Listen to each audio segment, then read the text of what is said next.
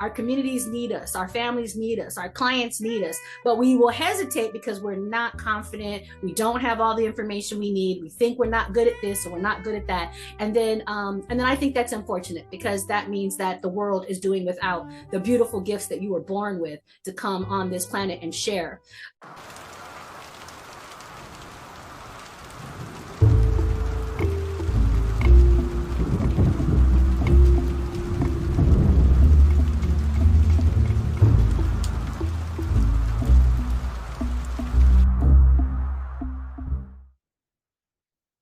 All right, we are going to go ahead and get started. Today, we are doing the free event for June, and the free event this month is actually a little different. We're not doing a shamanic event. We're doing a spiritual practice event. So this is the business writing workshop, business plan writing workshop for spiritual practitioners. So you'll see in a moment, I'll go into further into that. Why I decided to do this. I was kind of working on this myself. I was doing my own business plan writing. I was trying to like get all of the pieces, details put together. And I was realizing I was finding a lot of information out there that was just geared towards other types of businesses, ones with like more employees or with like an actual product that was like being created and produced and being shipped out. There were things that weren't really fitting, like sessions and energy work and distance and things like that. So I wanted to make sure that I tweaked all of this information for myself. And while I was doing that, I thought, well, it might be beneficial for other people. This might be something that other people might be needing. And it's something that we can go over together. And, you know, sharing is caring. So I made sure to create this event so that we would be able to get in here, get the information that I've learned that I can share with you guys. I created a template out of it and everything. And then kind of workshop a little bit of it of your own businesses, kind of plug in your information, what you have. I have some little examples, some little not real, you know, fake businesses that I created so that we can kind of play around with that. Maybe that will match somebody who's watching here on the replay. So this is a live event that we have. You are invited. Every month I try to have something that everybody's invited to, but if you're not, you might be watching this as a replay. So I make sure to record these events so that anyone who missed it will have this information later on. So hello to the viewers who are watching this later on the replay. And just in case you don't know me, I'll go ahead and take a moment to just introduce myself. I am Maestra Wisdom Divine. That's my healer name, and my shamanic name is Heals the Mother. I am a shamanic healer, instructor, and mentor. I create classes and programs and events and spaces basically for those who are looking to expand their knowledge on different spiritual, woo-woo, intuitive, healing modalities. So I do certify in classes such as shamanic training and shamanic mediumship, things like that. We also have chakras classes. And then I do things like this, where I just try to put out information that I feel like will be helpful, because I feel that it is important for other spiritual practitioners, for all of us, to kind of come out of hiding, come out of the broom closet and get our gifts out there. Our communities need us, our families need us, our clients need us, but we will hesitate because we're not confident. We don't have all the information we need. We think we're not good at this or we're not good at that. And then I think that's unfortunate, because that means that the world is doing without the beautiful gifts that you were born with to come on this planet and share. So here's me in another attempt trying to iron out some of the wrinkles that might block you. Business plan writing is something that's kind of daunting. It's a little bit scary, and we're going to try and like take away some of that fear by giving you some tools that can help you out. All right, so that is me, and I'll go ahead and start the event up here. I'm going to share a little slideshow. As always, anyone, if you guys have questions, if you have anything you want to share, you can always do so by writing in the chat. Sorry, we have somebody coming in and out. I think she bounced out. Put it back in again. You can do so by writing any kind of questions, anything in the chat. Here, if you're here in live, you can raise a little hand icon or take yourself off of mute and say you have a question, because I won't be able to see you once I have my slideshow going on. And then okay, I think she's coming in more than one way. And then for those who are watching the replay, please feel free to put in comments. Tell us who you are and introduce yourself. Tell us about your business. Tell us any questions, anything you want to share, any sentences you want us to look at that you want to put in your business plan that you want feedback on. Just as though you were here in the live event, feel free to do that in the comment section below. Boom. Okay. So once again, as I stated, this is business plan writing for spiritual practitioners. I am Maestra Shaman Wisdom Divine, or just Maestra Wisdom, you can call me. This is presented by the Wisdom Divine Mystery School, which is the school that I founded, the online school that I founded. And this was, like I said, this is going to be the presentation that I put together to help everybody out because I was looking for the same information myself, and I thought it would be nice to share it with everyone else. So why do we create a business plan? Why is it important? Well, we have some quotes here. These quotes were taken from bplans.com/business planning.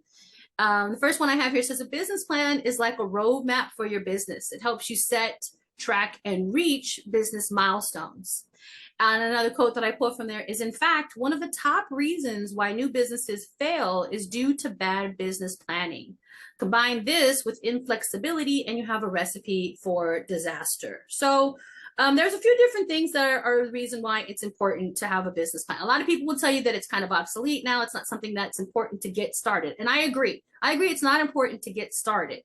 You can start your business even if you don't know exactly how to do your books, your budgeting. You don't have a fancy what do you call those, like Calendly, a booking appointment system online. You don't have like a whole lot of fancy things. If you're just working off of like social media and your email account, then that is perfectly fine. So I'm not here to tell you that this is something you have to have in order to get started. But me myself, I've been in business now a few years, officially 4 years. Like I really officially started the business really going in 2020.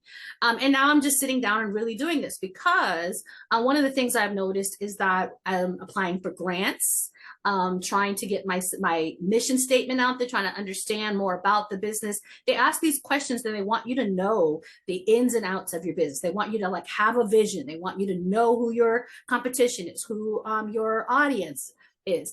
And so putting this all together in one place to me is very beneficial.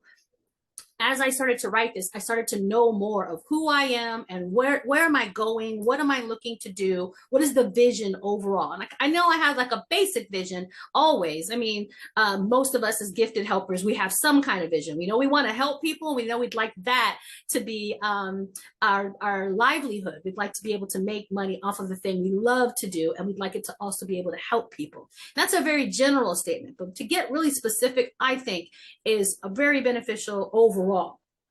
And so some of the benefits include clarity, direction, helps you to set goals, helps you to attract clients because now you know who you're attracting and they know who you are. Once you get your statements down and you get your mission down, you know exactly who you're talking to. That helps you to tailor your post that you're making online, your copy, if you're writing your own sales copy, the things that you're saying, if you're doing YouTube videos or reels, you just know who you're talking to and you have that in mind. So it helps you to attract your right clients. Helps you to secure grants, as I just spoke about, and it helps you with confidence. And you guys know I'm really, really big on confidence in my overall business, on my channels, on my posts. I care about us healing our traumas and us getting out of our heads, all of that social anxiety we have, all of that programming that we've received, so that we can get confidence on a soul level, that deeper confidence that makes us know, okay, I was meant for this. I have a purpose. The divine wouldn't have given me these ideas and these gifts for no reason if I wasn't meant to do something about it. So by knowing, really, really, truly looking at it and seeing what is my business doing, where am I going from here? Why are my ideas even just a little bit better than the other ideas I've seen other people share? That really helps you to get fired up and excited and have that confidence.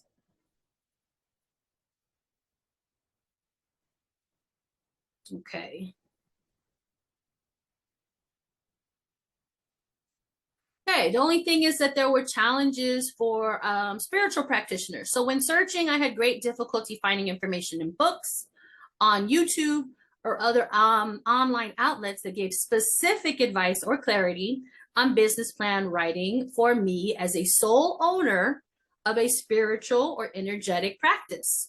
So I was seeing things, like I said, where they were talking about bigger companies. They were talking about, oh, you need to name who your whole staff is. What's the name of the person that handles your finances? What's the name of the person that handles your marketing? What's the name of the person that is at the front desk and books your customers? For most of the people that I know in these businesses I'm talking about, all of those answers are me, me, me, and me. Right. So I'm my one-man band. And so I was looking for information that talked to me as a sole owner. Even if you have an LLC and you're no longer sole proprietorship, you still, a lot of times it's still just you. And so I was looking for something that was more geared towards that. And then also the spiritual energetic part of it. So I didn't see a lot of people saying, how do I tailor this? How do I tweak these words? How do I say these things that fit the kind of business that I'm running, to help me answer some of these things that I see would normally be in a business plan. But for someone who's not putting out a specific product, I'm not making t-shirts. I mean, I have t-shirts on there, but that's not the bulk of my business. The bulk of my business isn't like I have a product that I'm shipping out to people. I don't have shipping labels and things like that. I don't have a staff of people on an assembly line putting pieces together. It's not an MLM. It's not something like that. So, because I was having a hard time, as I was stating, finding this information, I went in search for it. I started tweaking things. I started putting together things for myself, and I decided to share that information with you guys. And so here's what a typical business plan should include. So this is the information I did find out about, just a typical business plan. So we have your executive summary, which is an overview of your business concept, your goals, how you plan to achieve them. Your business description. So this is the description of what your business is, including your mission and your unique selling proposition, which is called a USP. Number 3 is market analysis, research on your industry, target market, competitors, and market trends. 4 is organization and management, details about your company's legal structure, the ownership and management team. 5 is your product or service line, description of your products or services, including their features, benefits, and competitive advantages.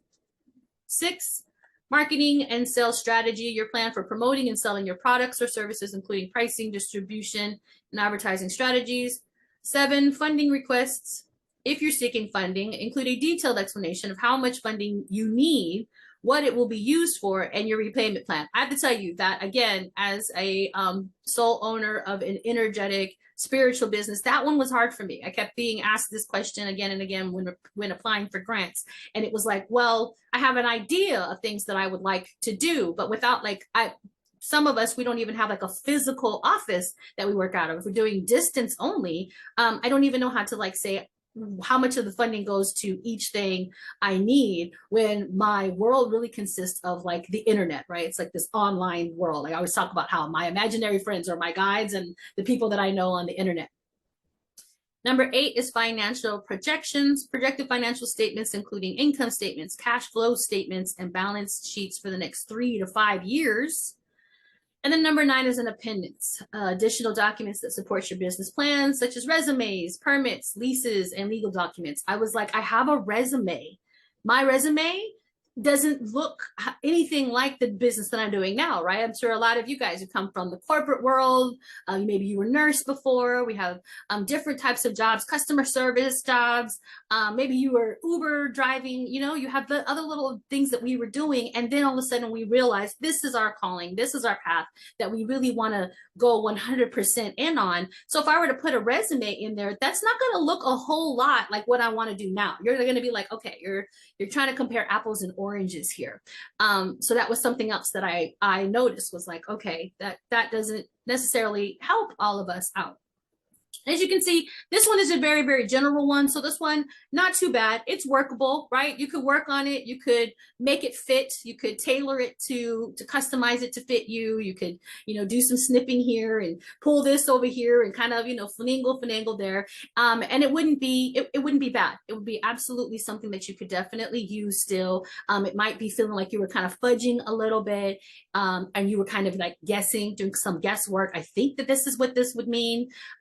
But it would be a lot easier though if we just had a template, something that we could use, some kind of description, something that you could just follow that actually took us in mind, right? The spiritual healers, those who are working with chakras or Reiki or with their spirit guides, those who do some kind of in-person tinctures or or customization of like here's an herb that we're going to put on your body, your oils, let's say give you a massage, or people who are doing shamanic journeys and things like that, right? It would just be really nice if we just kind of had a business plan already set up. And I even just as recent as last night, I still did one more search on YouTube, just trying to find it. Let's see if anyone else has a video out yet since the last time I tried on business plan writing for spiritual or energetic practices. And I did not find not one video.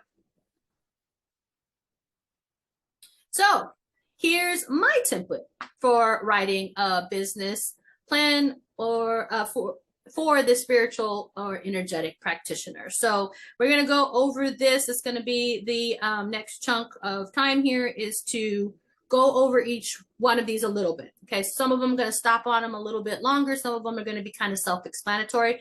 After that, then we'll do some question and answer, and we'll, like I said, I have my little example people will kind of plug in a little bit of what their businesses might look like if we were using our pretend examples on some of these different categories for our business plan. Okay, and at the end here, or anybody who's watching this, I'll tell you how to get. I will put this together as a PDF.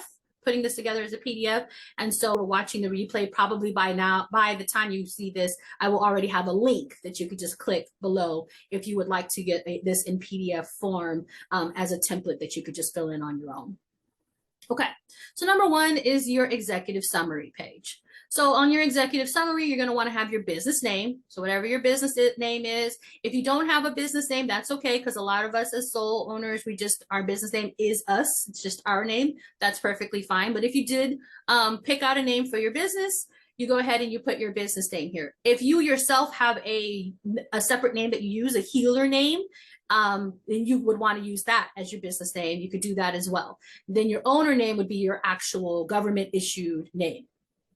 Your business address, once again, some of us don't have actual offices and some of us do. So you have an office that your business runs out of. That's perfectly fine. If you're running your business mostly out of your home, you would use your home address. If you don't want your home address, so here's a little information, a little tip for people. If you use your home address and you register your business, there are companies who will see that you are now a registered business and they will add you to their directory of businesses that are now functioning. And that will include your address unless you reach out to them and say you don't want your personal information to be shown on their websites. So if you do sign up and you have your home address as your business address and you don't want that on the internet, then you might want to make sure that you're reaching out to places and doing Google searches on yourself and seeing who is putting your address out there. You can also look for postal services that will give you a physical address, not just a PO box, because you can't use a PO box for a lot of government documents. They want a physical address. So some places will actually, you can have your mail go there and they will give you a physical address that you can use, and then you can use that as your business address. Make sure in every state that you're in that that's something that you're allowed to do. Next is your contact information. Same thing. It will be out there. And so whatever you want to use, your business phone number, your business email address, whatever information, how do you want people to contact you? Next after that is your mission statement. Now, mission statements are something that you can look a little bit deeper, go and digging further online to kind of get you on the right track of what do you want your mission statement to be. But I feel like even writing this business plan out actually helps you to even really hone in on what your business plan is. And so let me also just take a moment and say that as well. Just because there's going to be 10 different parts to my template here that I'm going to share with you. Just if you don't know either one of those, don't take that as, oh, well, then I'm not ready to write a business plan. I'll have to wait until I know all of these different things. Don't see it that way.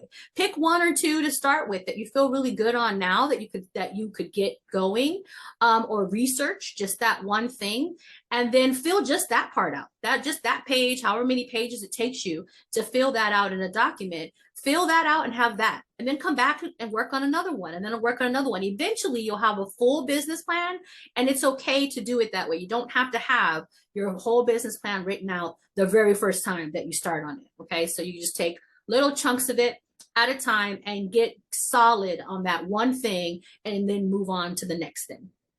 So if you don't feel like your mission statement or your vision statements are solid yet, you can start on other things and then come back to it, because you might see that it's actually starting to unfold and be clearer for you as you work on the other things.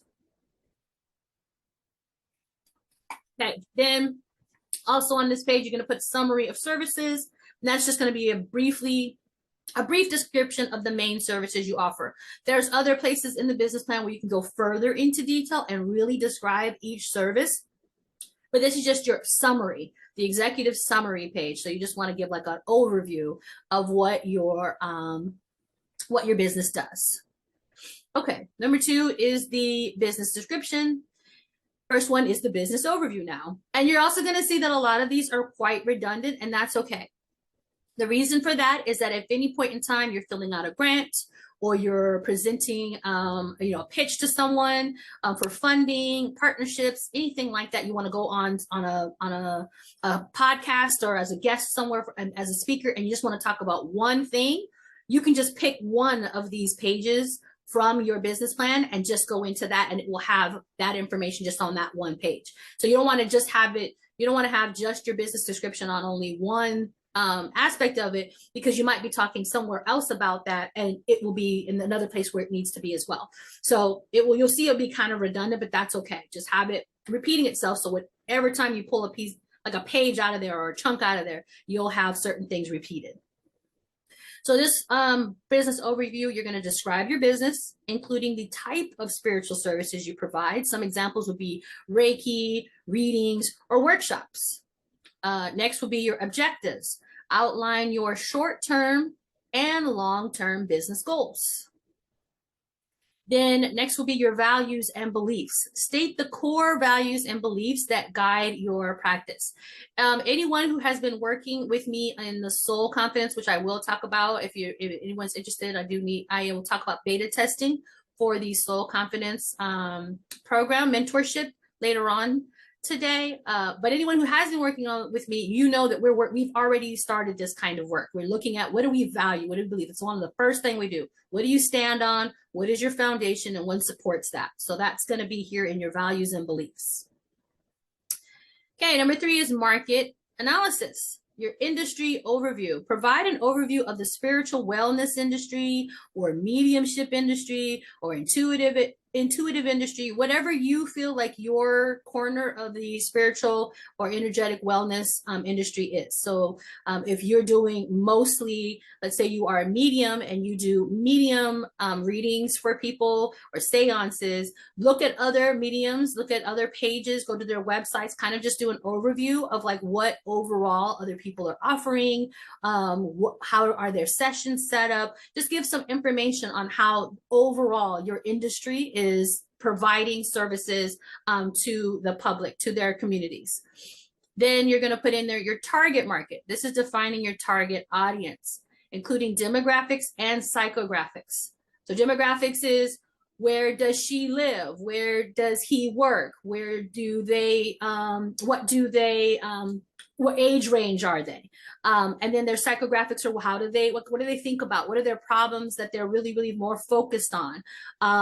What are some of the issues that they have getting to the services that you provide? Like maybe it's harder for them to access this particular type of wellness healing, things like that. So you want to include as much as you can. and something else I'll talk about next week. Me and my two of my soul confidence programmees will be doing a market research, a field study, where we're basically going to be questioning those in our communities, those in the spiritual wellness community. You're welcome to come if you'd like.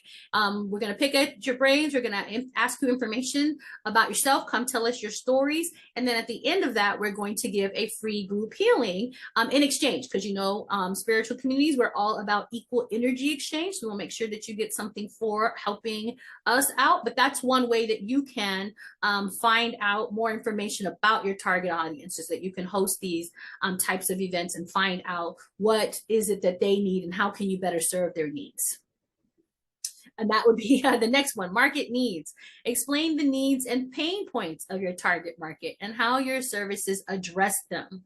So if you feel like you're really, really interested in your demographic being women of color in low income neighborhoods who are single mothers, explain what specific pain points do those people have, do those individuals have, and then how do your services help them? What are you providing to them that helps to ease those pain points?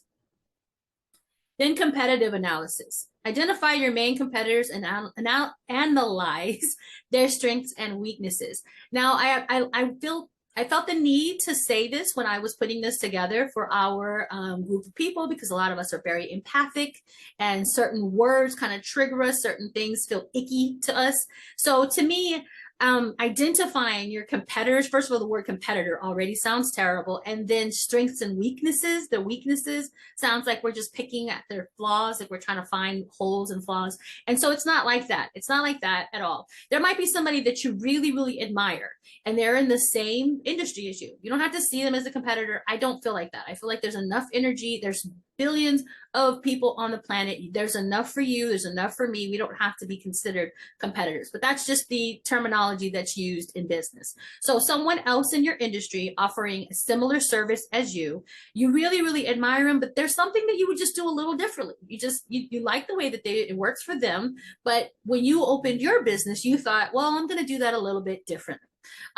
For example, for me, I would go to goddess circles, and the person that was giving the goddess circles, she would say things like, for now, her service, her goddess circle, you were welcome if you were born with a womb. If you had been born with a womb, you were welcome to her goddess circles. And something about that just really bothered me. I didn't like that particular terminology. I felt like it was very exclusive of a very big demographic of people. And I understand that as a goddess, that's what she felt was the definition. But I felt like, well, if I'm ever going to have goddess circles, womb empowerment circles, you can have a hara, you can have your sacral chakra. If you have, like we all have that space in us, we all have creativity, we all have nurturing abilities in us. For me personally, I would like to make those inclusive of anyone. If you feel like the word goddess applies to you, then you are invited. And that's just for me. And I don't think there's anything wrong. I don't think that's that person's weakness.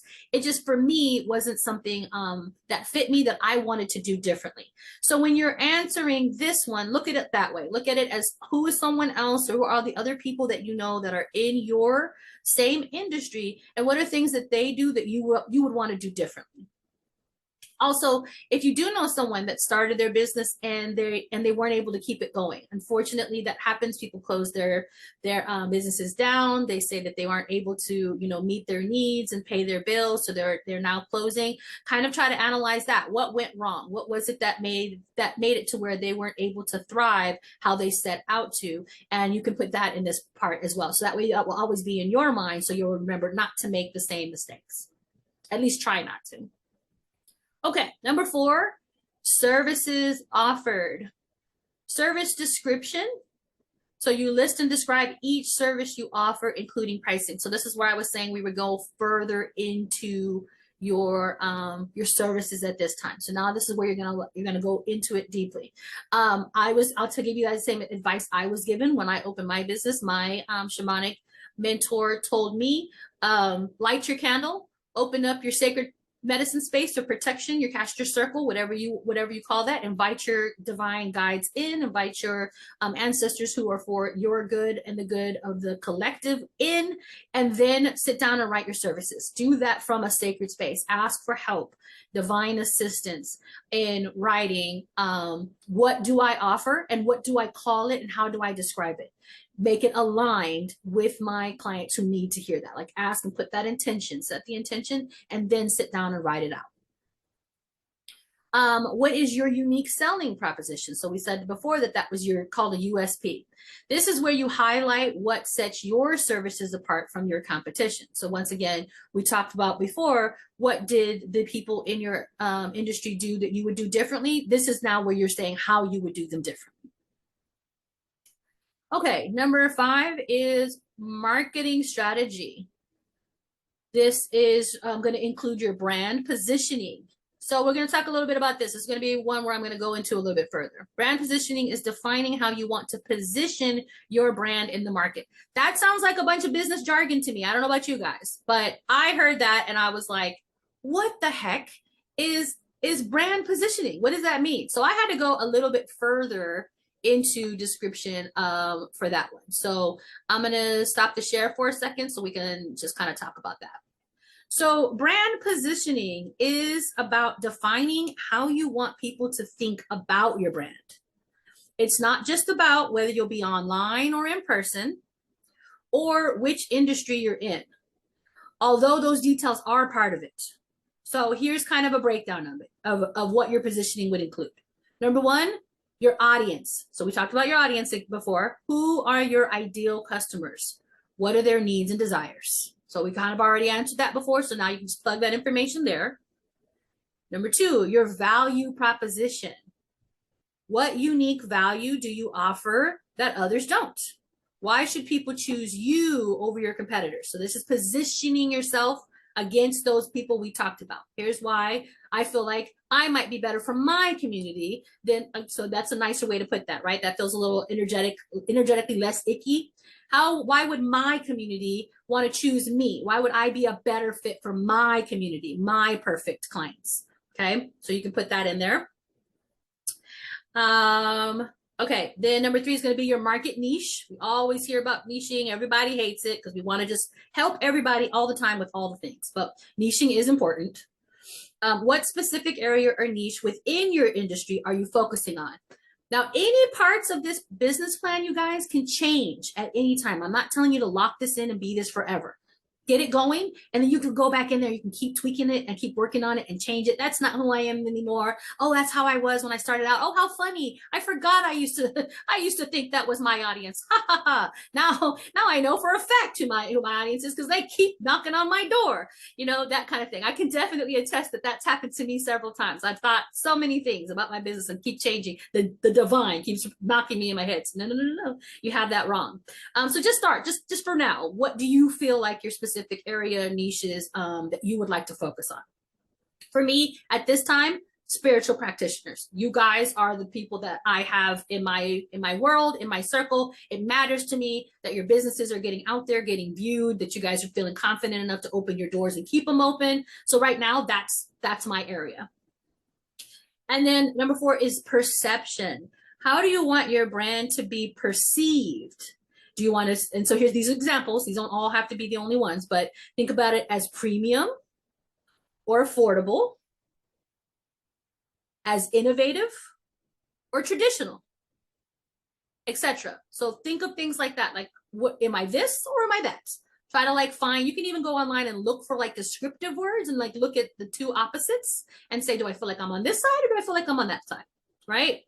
And you might be a mix of 2. So I'm always telling my clients that we want to make sure that we have maybe a couple of things that are a little bit more premium, even if they're a class or a workshop, so that you can have your needs met so that you can offer more spots to the affordable side of the community. Because unless you have something that you know that you could give, you get a lot of affordable people in, you get 50 people in, at a lower price and that will pay your bills. But if you're getting more like 10 affordable people, then you might need like 2 in the higher range to balance that out, because that will help you to better meet the needs of your affordable community. It kind of helps you. It's like a scholarship almost, right? They fill in the gaps for you. But it's up to you. How do you want to be seen? And there's nothing wrong with being traditional, right? Some people are very, very, like for me, I consider myself cross-cultural and neo-shamanism. Someone else might feel like they want specifically to really focus on traditional shamanism. And there's nothing wrong with that. That just means that this is me serving my community and that person serving their community. And that makes me different than them. That's how I want to be positioned. I say, like my group was called right before, for the modern day mystics. That's what I consider myself. I consider myself the person for the modern day mystics. We're going to grocery stores, y'all. I'd love to have farmland. Don't get me wrong. One day you guys might see me off grid completely. Bye-bye. Maestra is living the life and tilling the land. Right now, we're going to grocery stores. So we're more modern. We're more modern right now, and that's okay. Okay, so here is an example. So if we were to take my business, then my brand positioning might emphasize personal, holistic healing for spiritual practitioners, combining traditional shamanic practices with modern metaphysical techniques. And I would want to be seen as a trusted, compassionate guide who empowers clients to heal themselves and enhance their spiritual practices. So that's kind of plugging in my information into the positioning, so you can kind of see how that looks. All right. So we are at marketing strategy. That was brand positioning. Next is marketing channels. So you want to list the marketing channels you will use to reach your target audience. So right now there's tons of them, right? We're living in this world. Social media is now a marketing channel. So is email marketing. You could have partnerships, so like ads or something set up, you know, YouTube, all the different things, right? So what are the different ways that you are going to market? You could pay for ads. You could be buying paid space and ads. You could be blog writing for someone's blog that they allow you to have a featured position, and then you're able to like say what your services are on that. So you want to list all the different ways that you plan on marketing. Next is promotional activities. You want to outline your promotional strategies and campaigns. So once again, you're going to be on these certain marketing channels. You've already answered that. Now you're going to say, well, what are you going to do on those channels? What kind of ways, what kind of strategies? Are you going to do reels? If you're using Instagram, are you going to do reels more so? Or are you going to do the carousel swipe type of posts? Are you going to do lives? Is that more so your thing? Are you going to do events? If you're out and about in your local community, what kind of things are you going to do out and about? You're going to be maybe set up a booth at your farmer's market, things like that. And then client acquisition. Describe your approach to attracting and retaining clients. Once again, when we looked at our business description and our market analysis, when we looked at our clients and we know now a little bit more about what makes their psyche click, what kind of pain points they have, how are we going to offer them services that are going to fix those pain points. Now we can take a step back from that and say, okay, well, how would I even attract that kind of person? And how would I make sure that they felt like they were being served by my services, that they would either come back to me or by word of mouth, they would refer me to other people because they felt like they were really getting their needs met. So that would be some information that you would put into this part. Number 6 is your operations plan, daily operations. Describe the day-to-day operations of your business. Now, again, because a lot of us, like I said, we're in this modern world, some of us even still have our full-time jobs. So you just want to say, like, what things do you do? Do you dedicate 2 hours in the night before you go to sleep just to look over your ads and your campaigns? Do you designate one day out of the weekend? That's the day that you like batch all of your content for social media, for YouTube. Is there a specific, do you set those little timers on Facebook that they post for you? You schedule them in your groups. Do you have a community? If you have a community, an online community, what do you do daily for there? So it doesn't have to mean that you do something every day, but just like, how does your operations look like week by week? What days of the week do you do things? How do you break up your time? Next is client management. Explain how you manage client interactions, bookings, and follow-ups. So again, this is like the places this is like where I would have started to break down. Like old me would have started to look at this and I would have thought, I don't have anything in place. I am not, I am not professional. I just kind of just talk to people and they just kind of tell me when they want to meet. At first, like I didn't have a website, I didn't have a booking strategy. And even now I have my booking up on my website, but a lot of times people just reach out to me and we just look at it together. So, okay, what day are you available? I'm all right. I'm available this day. You available? Okay, what time? Boom. Let's just pencil that in. So sometimes I don't even use that still, but don't feel like there's anything wrong if you don't have this in a place. This is just getting your mind thinking. Maybe these are things you will want to implement in the future if you do feel like you're overwhelmed with just trying to like keep up with your schedule and people are just emailing you and you don't have a place to put all these things. Or maybe you just, it works for you to just not have like a Calendly or something, and that's perfectly fine. Whatever works for you, you just put that here for now. And then, like I said, you can update it in the future. Tools and technology, that fits into that same category. List any tool, software, or technology you use to run your business. So again, your booking software or email marketing platforms. So like if you are on MailChimp, if you use Canva, you would say that you use Canva to create like this lovely slideshow that I'm offering you guys today. Or if you use Canva to make your reels or your videos or your little flyers, or if you have info blurbs, right? You have the little info blurbs on the internet just saying, oh, here's some information about shamanism. Like I might do that, right? Or on something on complex PTSD, I put those up.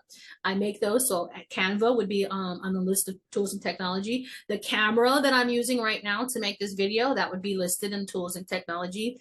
And let me tell you, this is really helpful in the area of grants when they want to know, like specifically, if we give you this money, what are some things you're going to allocate it to?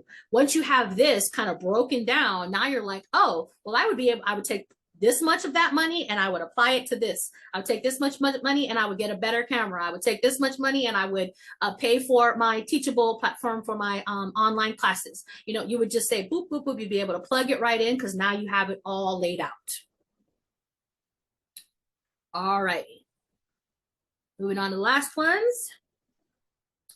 Number 7 is your financial plan. So you want to list your startup costs. Detail any initial costs required to start your business, even if that was years ago.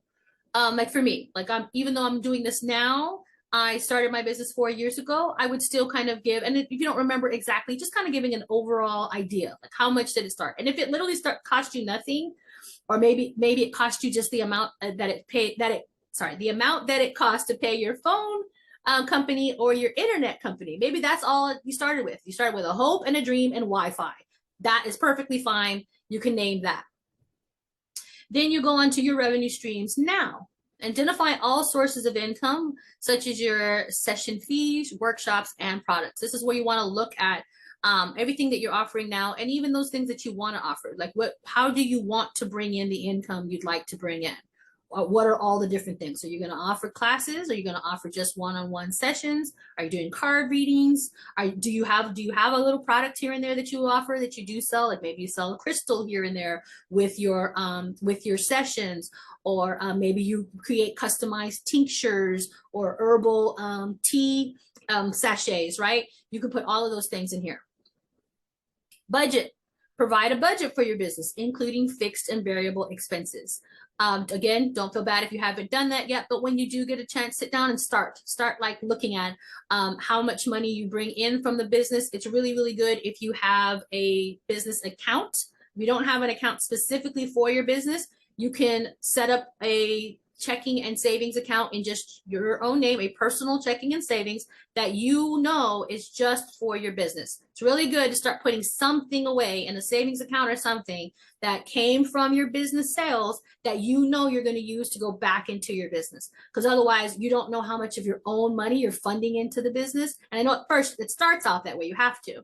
But when you start bringing in money, try to put things away because you don't want to be caught like a deer in headlights when all of a sudden the business needs something and you're taking something out of your personal savings. So even if you just put in like 10% of all your sales into a savings account, I definitely recommend that. I'm a budgety like person though. I used to do banking and allocating of millions of dollars for medical companies. That was my job before I did this. And so I'm going to be a stickler when it comes to money, but I know a lot of people aren't really great at it. Take classes, find online YouTube videos, audit free classes at your local community college if you want to. Do things to find out how to get good with money, because it will benefit you in the long run. But to get started, you don't have to be. Just to get started, just start a little bit.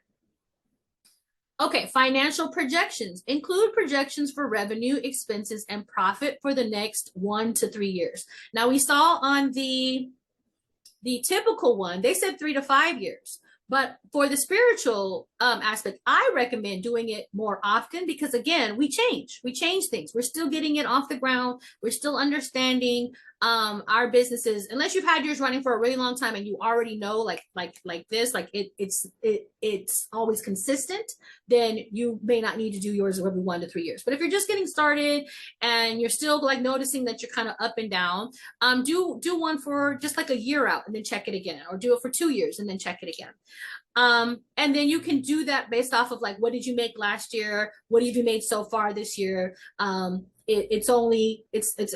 at half the year right now, right? So in the first 6 months of last year, where are you now compared to there? Are you making more or less money? And so that can help you with your projections for going into the future. If you had the same amount of increase that you had this year, if you increased it a little bit again next year by the same amount, that will give you next year's amount. Okay, so if I made $300 for, and hopefully I did, I made more than that, but let's just use an easy number. If I made $300 in the first 6 months of 2023, but then I made $600 of the first 6 months of 2024, then I know I doubled my income. So then if I use that, if I try to project that and say, let's say I feel confident that I'm going to keep doubling my income, that I feel the growth is happening there, then I can say that next year I will now have $1,200 in the first 6 months of 2025. If I feel like now I've kind of plateaued and it seems like $600 for 6 months is where I'm going to stay, then I can use that number for next year. At the very least, I can say where I'm at right now. Okay, and then your pricing strategy. Explain how you set your prices and any discounts or packages offered. This one makes me laugh because I'm not going to lie. A lot of my pricing is totally set by the guides. Me and the guides sit down, and sometimes a pendulum is involved, lots of shamanic journeying is involved, and I feel like my prices are divinely channeled. Like, to me, it feels good. It feels like the collective, the energy is in there. The collective energy is in there. The guides chime in, and I'm kind of just feeling energetically what feels like the right price also for me, and what's going to serve my needs and be able to help me pay my bills as well. So I don't think that you have to leave that out, but if there's something else that you also include, do you include, like I'm saying the collective, but maybe a more business savvy way of saying the collective is that I would say, I look at the market trends, the economy as a whole, what's going on in the economy, recession and inflation and things like that. I would put that in there as well. Okay, so then number 8 is risk analysis. In your risk analysis, you're just going to have your potential risk. So identify any potential risks and challenges your businesses might face. Remember, we said previously that we were looking at our quote unquote competitors. So people who are in the industries as we are, and even if we love them dearly and we follow them until we watch them have to shut down their YouTube and close their business doors, look at that and kind of see that as a risk that you could possibly fall under that same trap. You want to list that, not to manifest it, of course, right? We're not attaching ourselves. We're not agreeing to that risk, but we're just listing it just to be practical, to say, okay, these are things I want to watch out for. And then, because once again, like I said, energetically, risk management is after that. So now that we've identified the risk, energetically, it feels good to also say the strategies that we're going to use to mitigate these risks. What am I going to do to make sure that I'm not? So we're not just energetically saying, oh, I'm protected from that. We're also practically sitting down and writing it down. Because I do believe a lot in writing down our intentions for the law of attraction, for the universe to get very, very specific, knowing exactly what we're asking, what's the order that we're presenting to the universe so that it can bring it out of the divine kitchen perfect, just the way that we asked for. that's another reason why I think that writing a business plan is really good, because it's another way of like, as Erica Badu say, writing it down and watching ish get real, right? Writing it down with real pen and real paper or real computer, and making sure that we know what it is that we're looking for, and we're staving off any dangers before it even happens. I know that this is a possibility, and this is how I'm going to make sure that doesn't happen to me. Number 9 is legal considerations. So number 1 is the business structure. So specify your business structure. That would be like if it's a sole proprietorship or an LLC. If you have any other structure there, list that there. Then you also want to list any licensing and permits. So list any relevant licenses and permits required for your practice. So if you are a shamanic practitioner and you were certified, you want to list that there. If you are a Reiki master teacher, you want to list that there. If you took classes on crystal healing and you got certified for that, you want to list that there. Any sort of licenses and certifications. Don't think about, well, it's not technical. It's not one that was required by the state. Well, there's not a whole lot of requirements by the state for spiritual businesses, but this is where you're showing your credentials anyway. Anything that you have. For me, in my case, when I listed these credentials, when I wanted to get my school accredited, which I did get, one of the things that they want to know is like, okay, well, why are you qualified to have your classes accredited? So this is where I listed all of the certifications, but I also listed my college degree in education.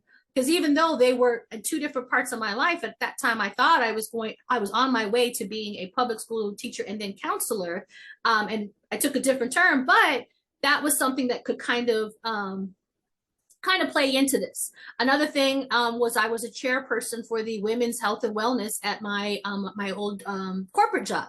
So we had a health and wellness women's committee, and I was a chairperson for that. So maybe I could list that. If you had anything, any accolades, anything that from your previous businesses and previous jobs that you've held that kind of still fit customer service or health and wellness or anything that you've done previously, list that here. Even if you're not practicing that anymore, you did achieve that. So you want to have that listed here, so that way when you do pull this page out and show it to anyone for funding, they're like, okay, this person, she's not just, she's not just somebody that just appeared on the planet yesterday. He or she has a whole history up before now, and these are how all of these traits and things that you've learned over your lifetime play into the business that you are building now. And then insurance. Detail any insurance policies you have or need to protect your business. There are insurances that do cover spiritual and energetic practices. If you do something specific like Reiki, you can look up specific ones that insure Reiki businesses, shamanic businesses. If you have energetic businesses, massage therapy, herbalism, if you have anything like that, I would suggest doing a search for your specific business. Or you can just look up energy medicine practitioners, and they'll have a list of different businesses that they do cover, and see if anything that you do falls under there. If not everything you do falls under there, but like 1 or 2, you could still be insured under that for at least those things. If you're looking to say, okay, well, my business does qualify for this. So let's say they do have ones that qualify that do cover shamanism, but let's say I couldn't find one that covered shamanism, but I could find one that covered Reiki. Well, I do shamanic Reiki. I'll go ahead and get insured for the Reiki side of my business while I continue to look for one that maybe will cover everything. And then number 10 is your appendix. Any supporting documents. Include any additional documents that support your business. So that could be client testimonials. I'm really, really big on that. If you guys get even little messages from your clients, little text messages, little DMs, thank you so much. I've never felt better. Oh, my mother, she loved it. Her back is still feeling great. Oh, I haven't had great sleep like this in so long. The flashbacks are no longer giving me nightmares. Anything like that, keep them. You can always black out the person's name, make it anonymous, but keep that in some sort of place, in a portfolio, in this document, in a folder on your computer or in your device, because this is something that people do look at. People do care about that. I know I do. I don't know if you guys are. I go down when I when I buy something from Amazon. I click those little stars because it takes you straight down to the bottom of the page. It takes you to the reviews. I go and read reviews. I will buy things, services based off of what other people are saying. I'll go to restaurants the same way. If I'm looking for a new thing, if something I'm not sure about, I want to know what the people are saying about it. Now, you can always tell people are just being angry and hateful. That's why you want to read more than just one. So collect as many as you can, the testimonials that you receive, and you can also ask for them. You can ask people, even if you never have before, you've been in business for years, you can go back to your previous clients and say, send them an email, drop them up, hey, I'm putting my business together, I'm fixing up my website, I'm writing my business plan. It would be really helpful for me to have some experiences from previous clients. If you wouldn't mind giving me some truthful feedback about your experiences with my services, I would love to. You can offer them maybe a card reading. You can offer them a 10% discount. Again, you're not asking them for 10% discount for nice words. You're asking them to be very truthful and honest, because that would be bribing. And in exchange for giving you that information, and then you can go collect it now. So even if you never have, you can always go back and start. That also will help you decide who you are, how your clients see you, what your niche is, and who your audience is. Because the more you receive those client testimonies, the more you see what people are saying about you, what words are repeated, what's something that you know that you're good at, and you can get confident in. There's confidence again, because clients keep saying it about you again and again and again. For me, one of those things where that I make I make the process very simple and easy to understand. I make people feel comfortable who've never even been a part, who've never even experienced shamanism or certain spiritual healing before. As you can see by this by this event today, I like to explain things. I'm a teacher, I'm an instructor. So a lot of people kept saying that again and again. I make the process easy. I explain what's happening and made them feel like they knew what was going on and comfortable. And I wouldn't have said that necessarily about myself if I wouldn't have known people were saying that about me. Case studies and market research data, which I told you guys next Saturday. We are, if you are watching this before the solstice, the June solstice of 2024, then next Saturday is going to be our market research case study day, where we're gonna have fun with it. I've done them a couple of times too, and every single time I really enjoy them, because I like when people come and tell their stories and talk about themselves, and then that helps me to know how to better serve my community. What are your needs? What are things that are missing? Okay, guys, so this was the 10-piece template for writing a business plan as a spiritual or energetic practitioner. As I stated, I am putting this together in more of a PDF form. I have it almost done, where you can just download that, and then you'll be able to just kind of plug your own information in there so that you can start on it.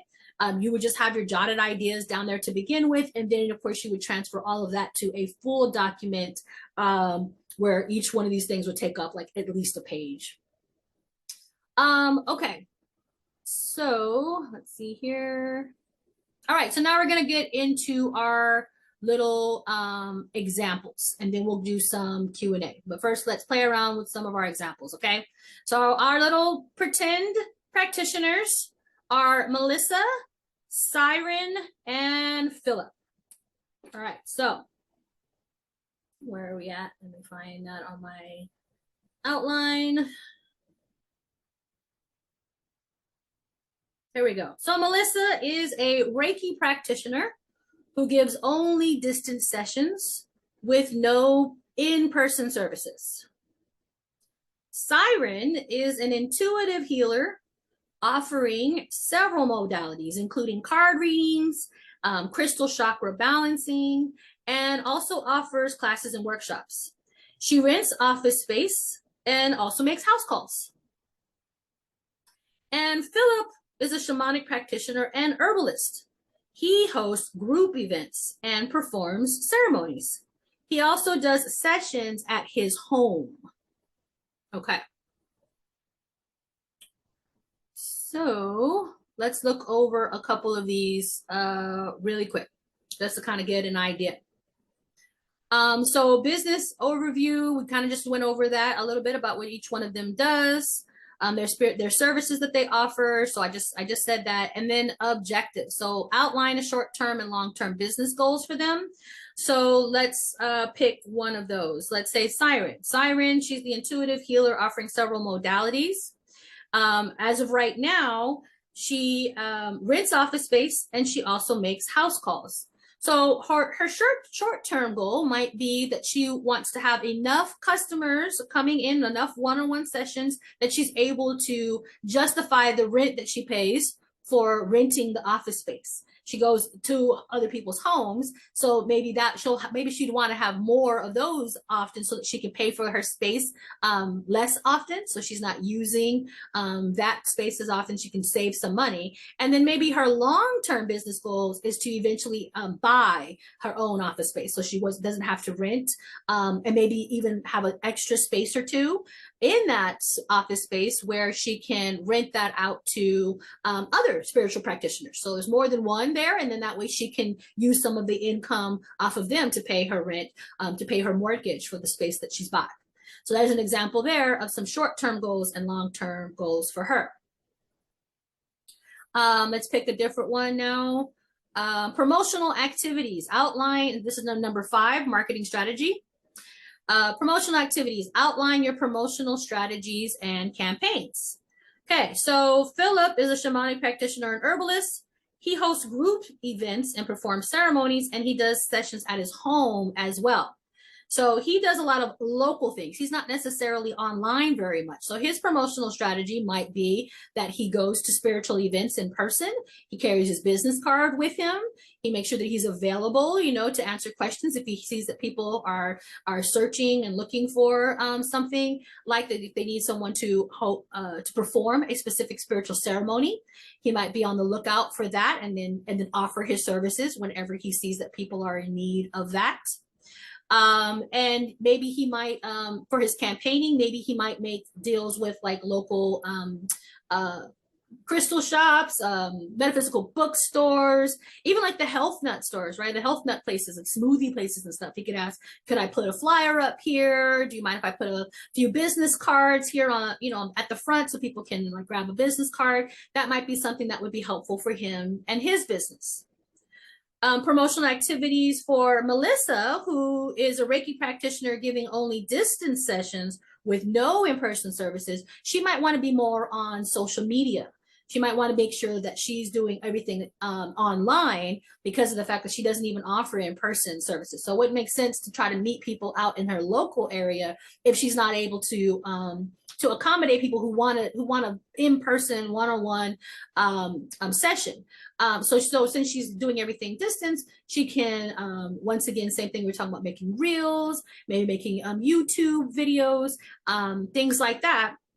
And even having like an online community of some sort where she can bring in all of her clients together, and maybe they do Reiki with each other and things like that. And then she also can see them one-on-one as well. Okay, let's see here. Let's do one more. Risk analysis. So identify a potential risk and challenges that your business might face. So for all three of these individuals, because it is shamanic, Reiki, energetic, we know that a lot of people aren't necessarily, they're not very informed or very comfortable with the woo, right? With the woo-woo. So that might be something that's a risk. They might have a hard time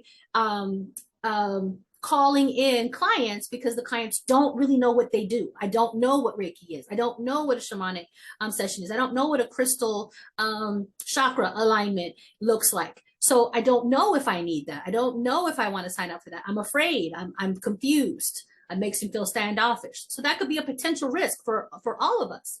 And one of the ways that we can manage that risk is, we can do like I'm doing here, hosting like free events where people can just come and see something on their own, and just kind of get a taste for it without like any investment in it, just to kind of ask questions and find out, what is it that you do? I'm a little bit unsure about that. You can create those posts that we were talking about, reels and the carousel posts like on TikTok or Instagram, where you talk a little bit more about the thing that you do, your niche, whatever it is that you do, whatever energy or spiritual healing that you do, you might want to talk about that and explain that to people. Another thing that you might do is you might offer a free intake or discovery call. For me, I call those my heart to hearts, a 15-minute heart to heart. We can sit down and we can talk and we can see like what is it that the person is needing, and am I able to meet those needs, and explain my process on how I would be able to meet those needs. So you can have something that you offer where people can come and just ask you questions and see if it's even for them. So those are some ways that we can manage that type of potential risk. All right.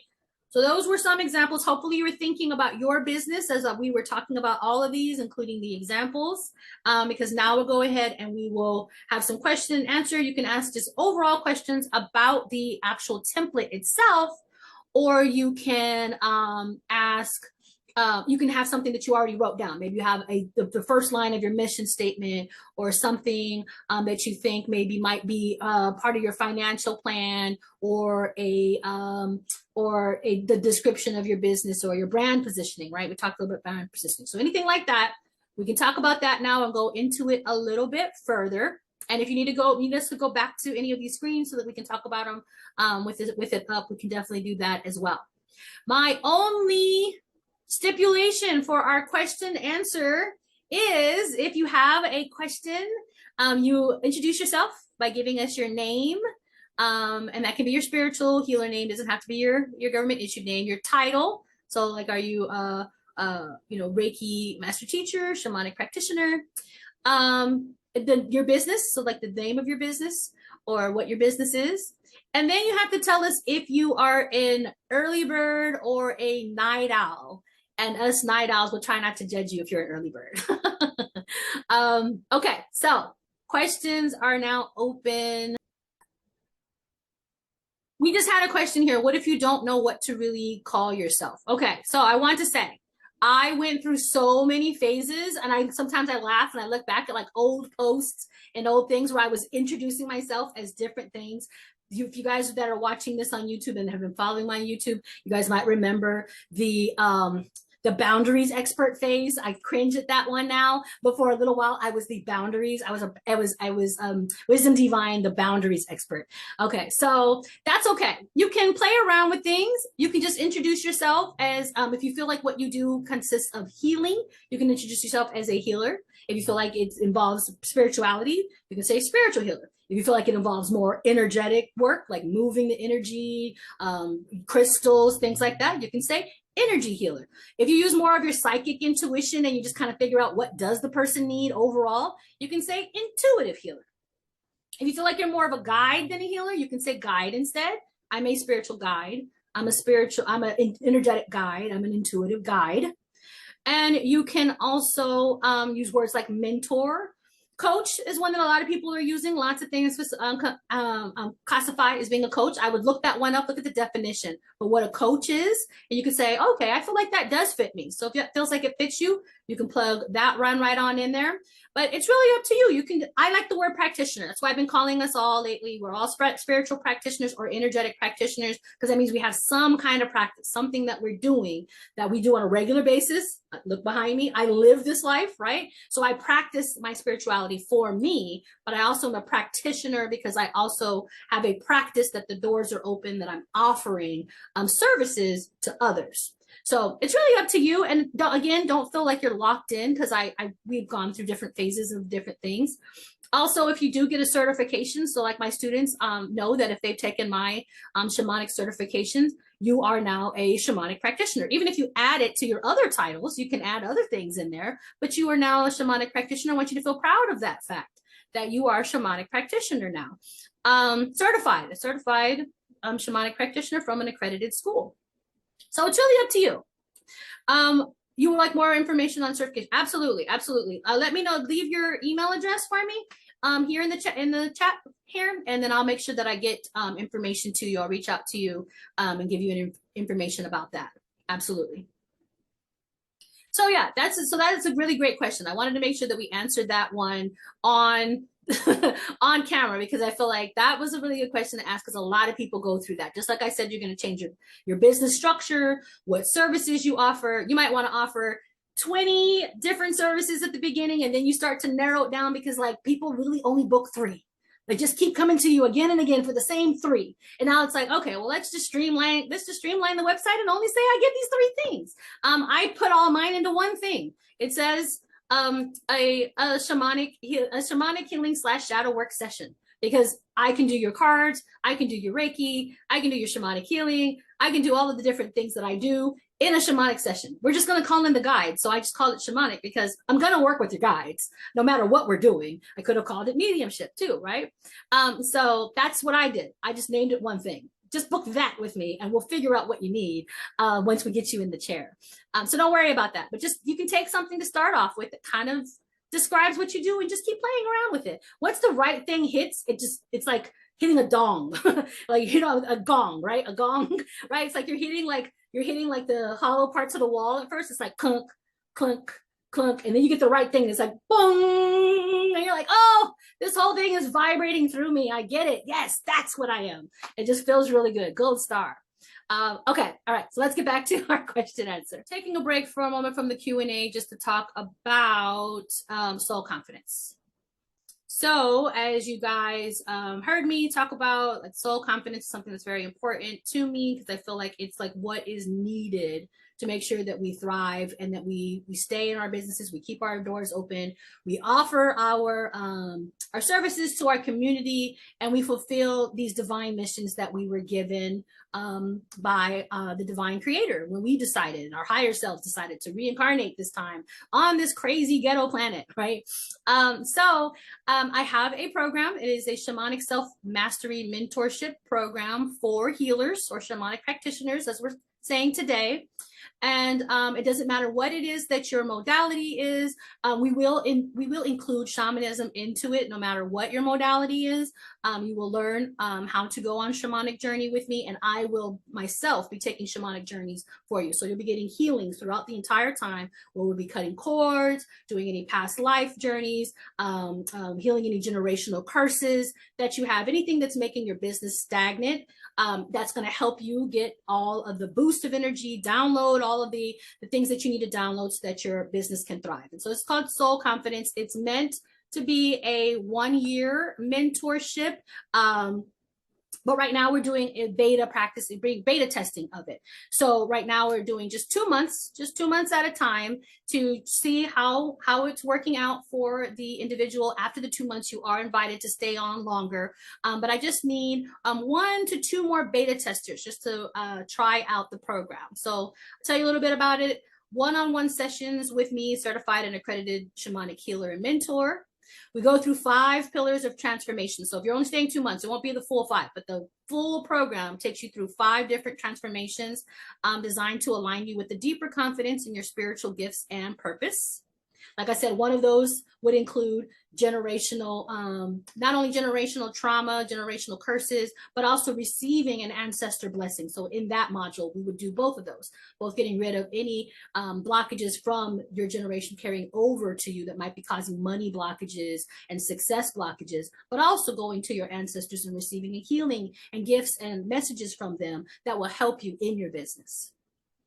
Then we also do customized shamanic healing sessions geared at breaking generational curses, I just said, and removing your blockages and fears. So if you have specific fears that are stopping you, I would go into shamanic journey, find that out, and figure out what we need to do to remove that. And then we also have workshops and lessons designed specifically for the healer who wishes to run a successful, sorry about that typo, energetic and spiritual practice. So the one that we're doing next Saturday that I was telling you guys about, where you come in as a volunteer, let us pick your brain, talk all about your business, tell us what kind of things you're needing, what are you seeing missing in the community of spiritual practitioning, of services that are being offered to wide ranges of people. We want to find all of that out. If you're just interested, even if you're not a practitioner, if you yourself are just interested in Reiki, we want to come and find out what is it that interests you about Reiki, anything like that. we are doing that as a workshop for soul confidence so that we can gather more information for the clients that I'm working with right now, so that they can better use that even for their businesses and their own marketing and business plan writing, as we just saw. And so as we just were talking about testimonials a second ago, what did I just do?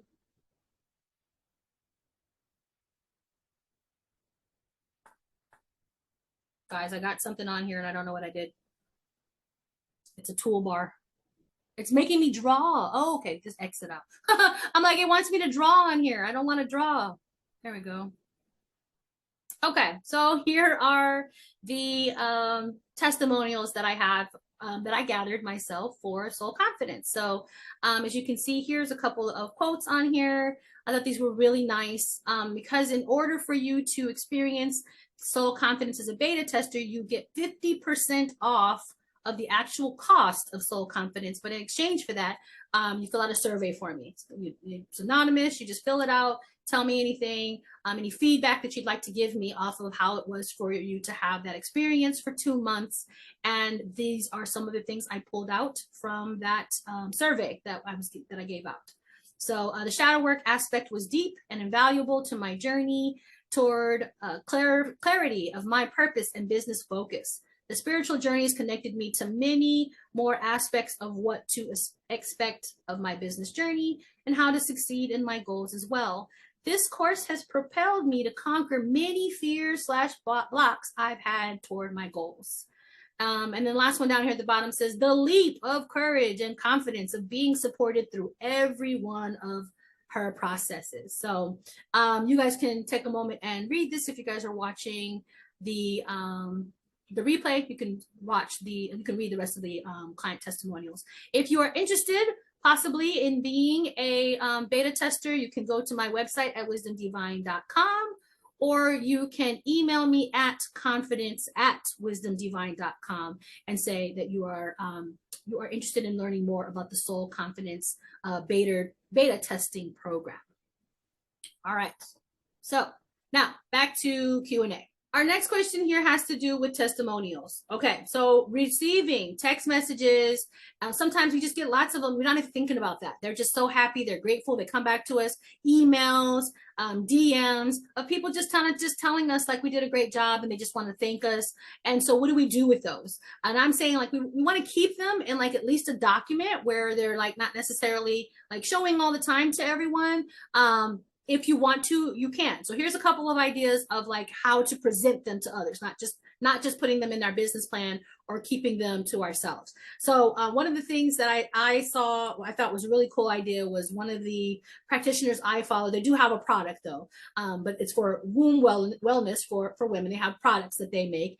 They have their regular Instagram page, and then they literally just have an Instagram page for testimonials only. That's where their posts go, specifically for any testimonials that they've received, positive reviews on their products. And so that's a place that you can put it where it's just always there. You can post it whenever you get one. Just throw it up there, and that would just be where that lived.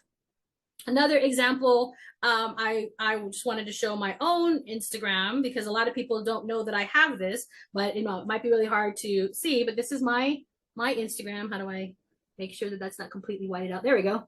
Boom. Okay, so then up here are the highlights, right? Up here are these little circles. When you go to someone's Instagram page, you see these highlights up here at the top going across their page. How do I do that? Right, these little bubbles. So, gosh, it's hard to see. All right, so this first bubble here for me says client reviews. That's my first bubble. And that's where the very first client review I ever got put in there. And then I just kept going. I just kept going from there. Oops, how do we... like tap to like make sure tap, tap, tap, tap, tap, tap, tap, tap, tap, tap, tap. Okay. So it goes on like forever, like tap, tap, tap. You go through and it goes through and it goes all the way back from 2020. And I think I probably stopped putting them in the highlights, but I probably could just keep putting them in there. So now I just save them for me, right? So they'll just keep going. If you click on it, if anyone wants to go to my page, it's the first bubble on my Instagram. And if they want to look at it, it's just there. You can do it on your website. So you know how you have a page on your website that's your about page, or your page on your website that shows just your certifications. Like you can make different pages from your drop down menu on your website. You can make one that just says client reviews, and it can just be all the, you can make them pretty. You can put them in little, little boxes that match your colors or your theme of your page, put little leaves around them or flowers, just to make them kind of cohesive. You can put them up there. If you do ask for them, like I had told you that you could before, where you can go back to your clients and ask for them, then you can just type them up and make them all cohesive, make them look at the bottom of my website. The ones I asked for, there's like 6 of them that I just put, that I highlighted up there. But you don't have to keep reposting them and reposting them and reposting them. You can have a specific place that you put them for people. And then other than that, what I would suggest is that you pick 2 to 3 at least, right? 2 to 3, I think, is a good number. Whenever you have a new ad go out, when you have a new class you want to put out, when you have a new a promotion you want to put out. If it's just a little promotion, like a card reading for Memorial Day or something, I would just use one.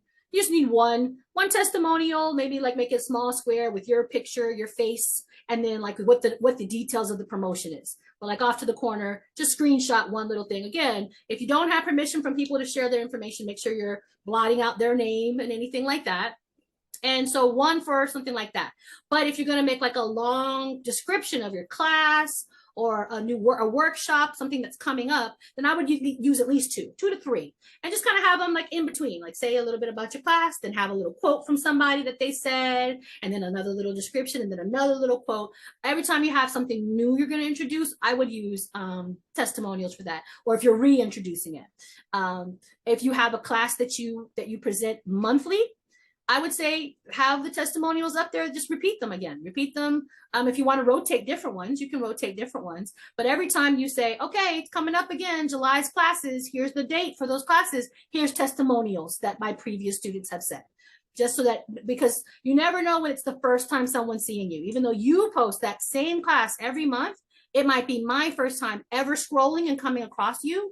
And you want to make sure that I saw this time that you had previous people take this class, and here's what they said about it.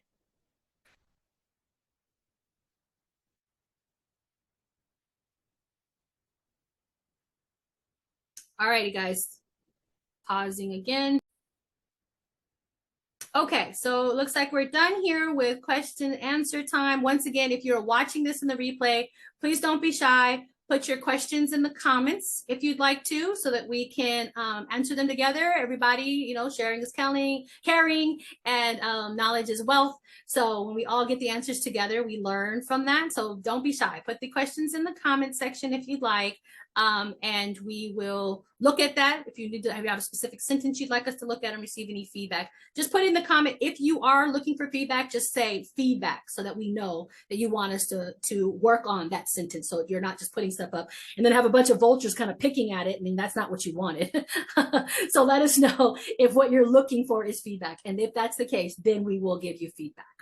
Okay, so let's see here if I have anything else on my slideshow to share, because don't get me lying thinking I remember everything that's on here. Okay, that's it. So just leave your email address. Like I said, if you are looking for a PDF copy of this that you just want to have for yourself to fill this out on your own. And just to let you know that if you do give me your email address, you are automatically subscribed to my email newsletter. That's the last page. Now I remember. Here's my email newsletter, just to let you guys know. It's not lame. I don't think it's lame. I think I have a really good email newsletter. So if you guys are wanting to get a PDF, you will receive the free gift of the PDF, but you'll also be signed up to my newsletter. And if you are not interested in being signed up, you can always unsubscribe at any time. But just wanted you guys to kind of see what it looks like, so you would know that we do talk about good stuff on, within this. So see meditation tips and how to incorporate self-care. This was the last issue that I put out in May. So I got a June one coming out soon. Okay, so now we are done. We are here at the end of our meeting today. Thank you guys so much for those of you who came in person. Thank you for those who are watching on the replay. Don't hesitate. Don't be a stranger. Reach out, and there will be some other free event next month. I am not sure what that's going to be yet, but it will. You guys will know when I do. All right, that's it from me. Bye bye, everybody.